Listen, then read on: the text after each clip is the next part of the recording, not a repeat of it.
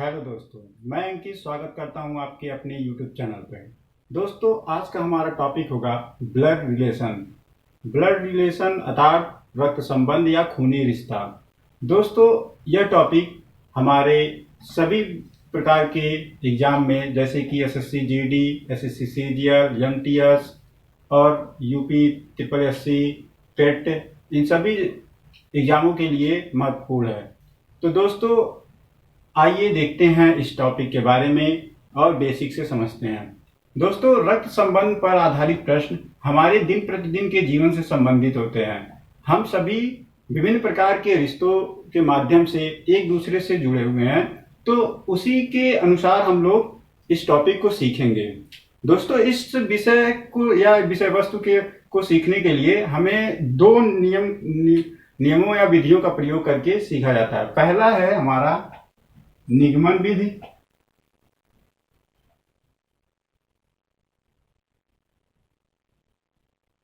और दूसरा है सचित्र विधि। इन दोनों विधियों के माध्यम से हम ब्लड रिलेशन से संबंधित प्रश्नों को हल करेंगे। दोस्तों, इस टॉपिक को पढ़ने से पहले हमें कुछ चीजों को जानना जरूरी होता है। जैसे अगर हम किसी व्यक्ति को आधार माने तो उससे संबंधित कुछ जैसे पीढ़ियां होती हैं। जैसे अगर हम राम को आधार मानते हैं तो राम के ऊपर भी कुछ पीढ़ियां होंगी, राम के नीचे भी कुछ होंगी और राम के समानांतर भी पीढ़ी होगी।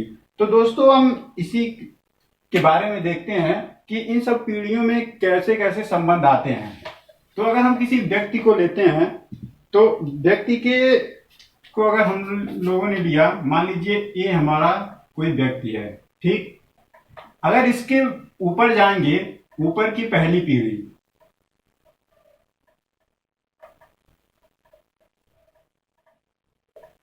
तो इसके अंतर्गत अगर हम ऊपर जाएंगे तो हमारे कौन कौन से संबंध आते हैं।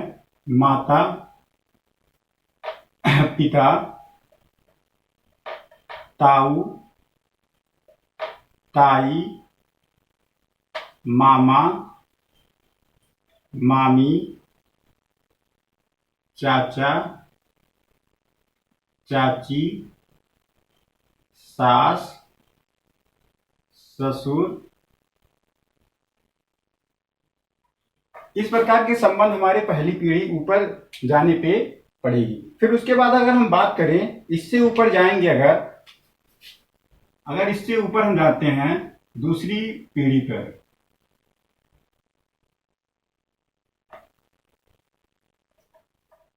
तो इसके अंतर्गत हमारे संबंध आते हैं दादा, दादी, नाना, नानी। दोस्तों, अगर हम इसके समान एक ही समान पीढ़ी की बात करें तो उसके अंतर्गत आने वाले संबंध है एक के समान पीढ़ी। इसके अंतर्गत आने वाले जो रिश्ते हैं भाई, बहन, जीजा, साला, साली, भाभी, चचेरा भाई,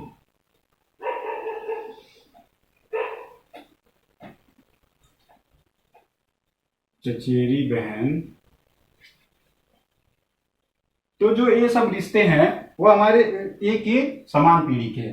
अब हम बात करते हैं, अगर एक स्तर नीचे आए, उसके एक नीचे पहली, नीचे की पहली पीढ़ी, एक के नीचे की पहली, और इसको क्या बोलेंगे, ऊपर की पहली पीढ़ी, फिर ऊपर की दूसरी पीढ़ी। अब इसके अंतर्गत हमारे आते हैं एक बेटा, बेटी, दामाद, पुत्रवधू,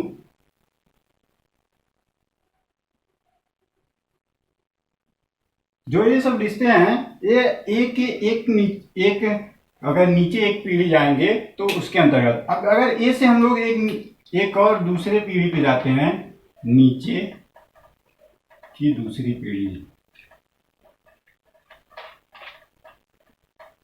अगर इसकी दूसरी पीढ़ी की बात करें हम तो उसके अंतर्गत आ जाएगा हमारा नाती, नतनी, पोता, पोती। दोस्तों अगर हम यहाँ बात करें तो हम इसको साधारणतः नाती को बोलते हैं, नवासा भी बोल देते हैं, कभी कभी प्रश्नों में देखने को मिलता है, और नतनी के जगह हमको नवासी जैसे शब्द भी देखने को मिलते हैं। तो ये था हमारा, अगर हम किसी व्यक्ति को आधार माने तो उसके समान की पीढ़ी, जैसे भाई बहन, जीजा, साला, साली, भाई, चचेरा भाई, भाभी, चचेरी बहन। और अगर उसके ऊपर व्यक्ति के आधार जिसको माने उसके ऊपर पहली पीढ़ी को देखें तो माता, पिता, ताऊ, ताई, मामी, यह सब आते हैं। अगर उससे भी एक ऊपर जाएं पीढ़ी पे तो दादा, दादी, नानी, नाना, यह सब आते हैं। अगर हम उसके एक जिस व्यक्ति को हम आधार माने हैं उसके अगर अंतर्गत बात करें, उसके एक नीचे पीढ़ी जाते हैं या नीचे एक पीढ़ी जाते हैं तो आता है बेटा, बेटी, दामाद, पुत्र, वधू और भतीजी, भतीजा, इस प्रकार के संबंध आते हैं। अगर उससे भी एक नीचे हम लोग दूसरी पीढ़ी में जाते हैं, नीचे दूसरी पीढ़ी में, तो हमें नाती या नवासा, नतनी या नवासी, उसके बाद पोता, पोती, यह सब जैसे संबंध देखने को मिलते हैं। दोस्तों हम जैसे सामाजिक प्राणी हैं तो समाज में भी हमारे संबंध इस प्रकार से होते हैं। तो आइए देखते हैं कि किस प्रकार के संबंध हमारे समाज में हैं, जो कि कुछ संबंध है जिसको जानना कि हमारे लिए जरूरी है।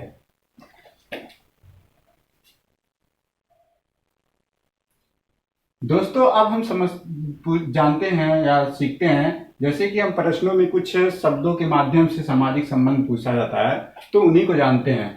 हमारा पहला संबंध होगा यहाँ पे माता की बहन। माता की बहन को क्या बोलते हैं? मौसी। पिता की बहन जिसको बोलते हैं बुआ या फुआ। माता या पिता का पुत्र जिसको कहते हैं हम लोग भाई। माता या पिता की पुत्री जिसे कहते हैं बहन। भाई का पुत्र या पुत्री जिसे कहते हैं भतीजा या भतीजी। बड़े भाई की पत्नी भाभी कहलाती है। पुत्री का पति दामाद कहलाता है। पुत्र की पत्नी पुत्रवधू कहलाती है। पत्नी की बहन साली कहलाती है और पत्नी का भाई साला कहलाता है। पिता का पिता दादा कहलाते हैं। माता का पिता नाना जी। पिता की माता दादी जी। माता की माता नानी। पिता का भाई चाचा। माता का भाई मामा। पिता के भाई का पुत्र चचेरा भाई कहलाएगा। पिता के बहन का पुत्र फुफेरा भाई कहलाएगा। जबकि माता की बहन का पुत्र मौसेरा भाई और माता के भाई का पुत्र ममेरा भाई। नाना की एकमात्र पुत्री माता कहलाएगी। माता के भाई की पत्नी मामी।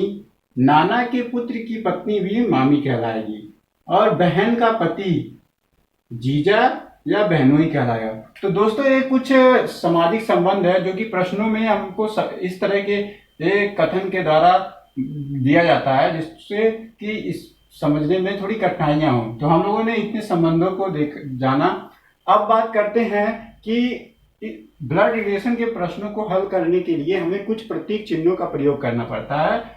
जैसे पुरुष के लिए क्या चिन्ह रहेगा, अगली पीढ़ी के लिए क्या चिन्ह रहेगा, तो इसके बारे में आइए सीखते हैं।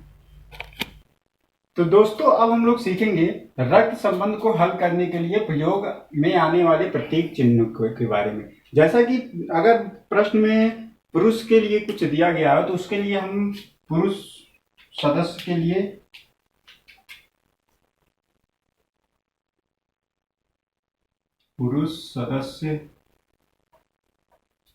के लिए पुरुष सदस्य के लिए हम सामान्यतः प्लस चिन्ह का प्रयोग करते हैं। जैसे ए का पिता बी है, ए का पिता बी है, तो इसको हम लोग क्या करेंगे, ए बनाएंगे, फिर पिता करेंगे, उसके बाद बी। बी पे प्लस चिन्ह लगाने का मतलब है कि ये जो बी है वह पुरुष है। ठीक, अब लोग हम बात करते हैं दूसरे चिन्ह की। दूसरा है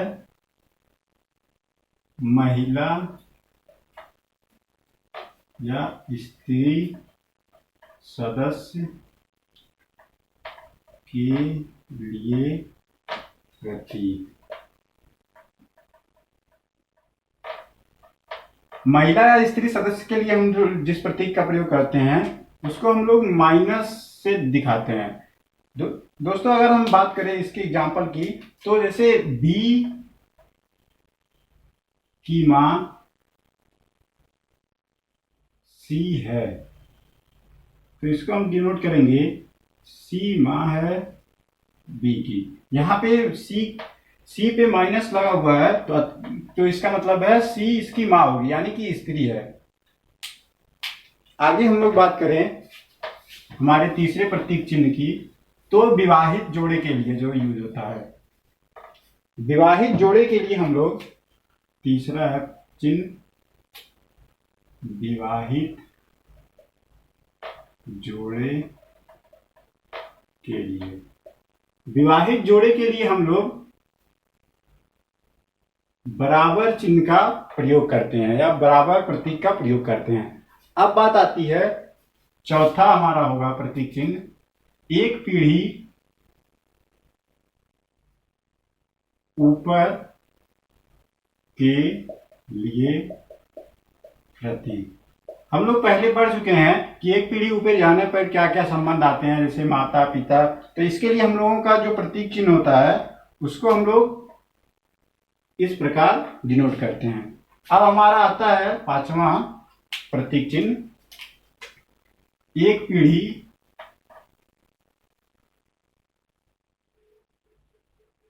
नीचे के लिए प्रतीक। एक पीढ़ी नीचे के लिए हम लोग इस तरह के एरो का प्रयोग करते हैं। अब बात करते हैं छठवें प्रतीक का, तो समान पीढ़ी के लिए। समान पीढ़ी या बराबर के पीढ़ी के लिए। बराबर के पीढ़ी या समान पीढ़ी की, जैसे कि भाई बहन जीजा, इन सबों के लिए हम लोग इसका या इस प्रकार के एरो का प्रयोग करते हैं। तो दोस्तों ये सब जो प्रतीक चिन्ह है, इनसे हम लोग जब प्रश्नों को हल करेंगे तो इन सब प्रतीकों के माध्यम से हमें उनके रिश्तों के बारे में पता चलेगा। दोस्तों आने वाले अब इसके बाद हम लोग सीखते हैं किस प्रकार फैमिली ट्री बनाया जाता है। तो दोस्तों अब हम लोग परिवार वृक्ष या फैमिली ट्री बनाना सीखेंगे। ये हमारे पास एक स्टेटमेंट दिया हुआ है, इसके माध्यम से हम परिवार वृक्ष या फैमिली ट्री बनाएंगे और इसके दिए गए प्रश्न को हल करेंगे। तो आइए देखते हैं कि फैमिली ट्री कैसे बनता है। सबसे पहले हम लोग स्टेटमेंट को पढ़ेंगे और उसके साथ साथ बनाएंगे। ए के पिता बी हैं, ए के पिता बी हैं, बी की पत्नी सी है, सी की सास डी है, सी की सास यानी कि बी की माता, क्योंकि ये दोनों बी और सी पति पत्नी है, डी है, जिसके पति डी के पति ई हैं, ई के दो पुत्र हैं, एफ सी का पुत्र है, जो एफ है वह सी का पुत्र है, जिसकी पत्नी जी है और इसकी पत्नी जी हो गई। ठीक, एफ की एकमात्र भाभी एम है। जैसे कि हम लोग देखे हैं कि जो सी है वह सी पत्नी है बी की और बी का बेटा है ए, तो ए और एफ क्या हो गए, भाई हो गए। ठीक, तो अब यहाँ पे जो दिया हुआ है एफ की एकमात्र भाभी एम है, यानी कि ए की पत्नी हो गई एम। ठीक, जिनका एक पुत्र पी, एम का एक पुत्र है पी, वह एक पुत्री क्यू है।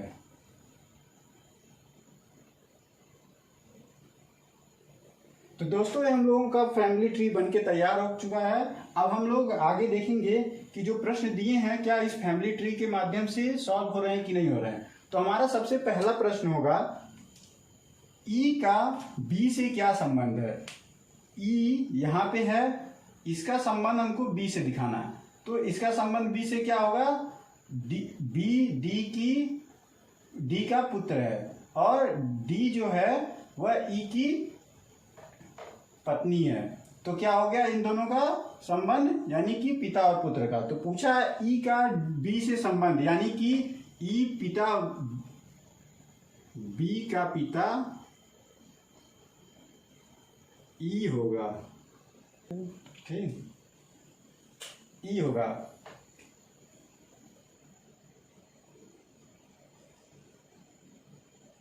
अब हमारा दूसरा क्वेश्चन यहाँ पे क्या है, एम का पति कौन है। एम का पति यहां से कौन है, एम का पति ए है। तो क्या हो गया, एम का पति ए है। ठीक, और हमारा तीसरा क्वेश्चन क्या है, क्यू का दादा कौन है। क्यू का दादा कौन है, क्यू की माँ कौन है, एम है। तो एम का पति कौन है, ए है। ए का पिता कौन है, बी। तो क्यू का दादा कौन हो गया, बी। क्यू का दादा बी है। तो दोस्तों इस प्रकार से हम लोग फैमिली ट्री बनाते हैं और उसी के माध्यम से हम जितने भी प्रश्न दिए जाते हैं उसी को हम सॉल्व करते हैं। यह फैमिली ट्री हर प्रश्न के लिए उपयोगी है। हम लोग इसी प्रकार से फैमिली ट्री बना के सभी प्रश्नों के उत्तर दे सकते हैं। तो दोस्तों अब हम लोग सीखते हैं कि किस किस टाइप के प्रश्न इसमें रक्त संबंध में पूछे जाते हैं। तो इसमें दो प्रकार के प्रश्न जनरली पूछे जाते हैं। पहला हम लोगों का है एक फोटो या संकेत के माध्यम से प्रश्न पूछता है और दूसरा है पहेली प्रश्न।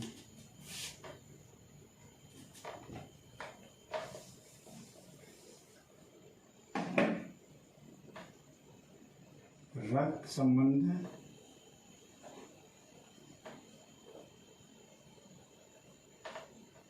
के प्रश्नों के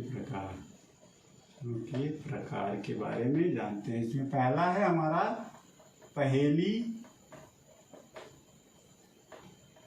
परीक्षण पर आधारित प्रश्न और हमारा दूसरा तो होगा भाषा फोटोग्राफ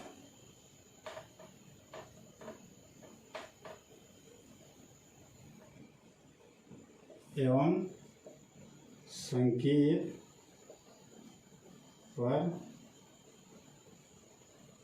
आधारित प्रश्न।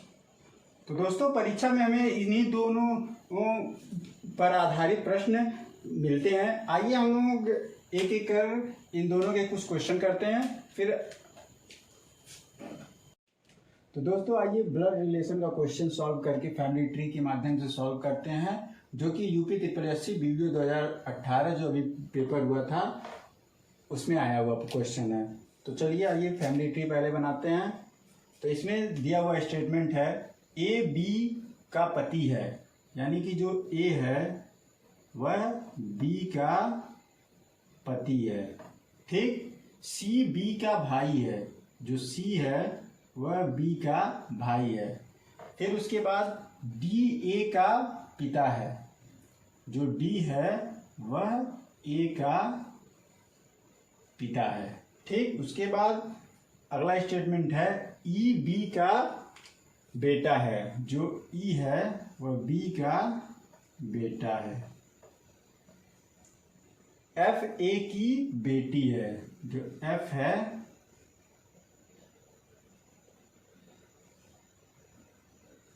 वह ए की बेटी है। ठीक, तो अब क्वेश्चन में पूछा है एफ और डी के बीच क्या संबंध है। तो यहां से देखिए हम लोग उठाएंगे दोनों को, एफ और डी को। हमारा एफ यहाँ है और डी यहाँ है, तो इन दोनों के बीच क्या रिलेशन हुआ। देखिए यहाँ पे डायरेक्ट रिलेशन यहाँ पे दिखा रहा है कि एफ डी की पोती है, यानी कि दादा और पोती का संबंध यहाँ पे डायरेक्ट है। तो दोस्तों आइए एक और क्वेश्चन करते हैं। तो दोस्तों हमारा दूसरा प्रश्न है, एक्स वाई की बहन है, वाई के की पुत्री है, के एल का पति है। तो पूछा है एल का वाई से क्या संबंध है। तो दोस्तों चलिए पहले फैमिली ट्री बनाते हैं, उसके बाद सॉल्व करेंगे। फैमिली ट्री बनाने के लिए स्टेटमेंट को पढ़ते हैं। एक्स वाई की बहन, जो एक्स है वह वाई की बहन है, वाई के की पुत्री है, वाई के की पुत्री है। ठीक, के एल का पति है, के एल का पति है, तो पत्नी हो गई। अब क्या पूछा है, एल का वाई से क्या संबंध है। तो एल का वाई से संबंध पूछा है, तो क्या हो गई, माता। ठीक, एल वाई की माता हो गई। तो हमारा ऑप्शन चौथा। तो दोस्तों यह एसएससी सीजीएल का प्रश्न था। इसी प्रकार के और भी प्रश्न हम अगले आने वाली वीडियो में लेके आएंगे। अगर आपको यह वीडियो उपयोगी लगा हो तो लाइक, शेयर और सब्सक्राइब जरूर करें। जय हिंद, जय भारत।